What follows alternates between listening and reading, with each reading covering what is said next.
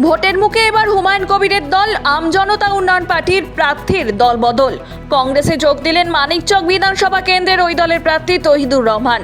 হুমায়ুন কবিরের video viral হওয়ার পর থেকেই বিজেপির সঙ্গে আঁতাতের অভিযোগ তুলে দলের একাধিক নেতৃত্বরা দলত্যাগ করেন। সোমবার মালদা জেলা কংগ্রেস অফিস হায়াত ভবনে সাংসদ ঈশা খান চৌধুরীর হাত ধরে কংগ্রেসে যোগ দিলেন তহিদুর রহমান।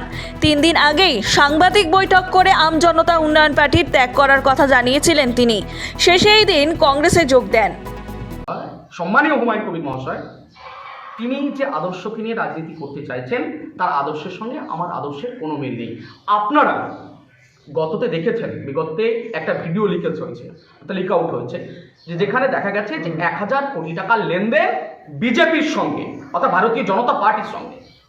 আদারওয়াইজ আপনি দেখেছেন যে সংখ্যালঘু সম্প্রদায়ের মধ্যে একটি সম্প্রদায়, যেটা হচ্ছে মুসলিম সম্প্রদায়, তিনি বলছেন, যারা তার বিরোধিতা করছে, তিনি বলছেন যে তাদের দাঁড়িয়ে এবং টুপি ধরে কবরস্থ করবে। দেখুন, আমি এই কথাটা বলতে চাইছি আপনাদেরকে, এই জায়গাতে দাঁড়িয়ে আমি একজন উচ্চ শিক্ষিত এডুকেটেড ইয়াং হয়ে এটা আমার দ্বারা কখনো সহ্য করা পসিবল নয়।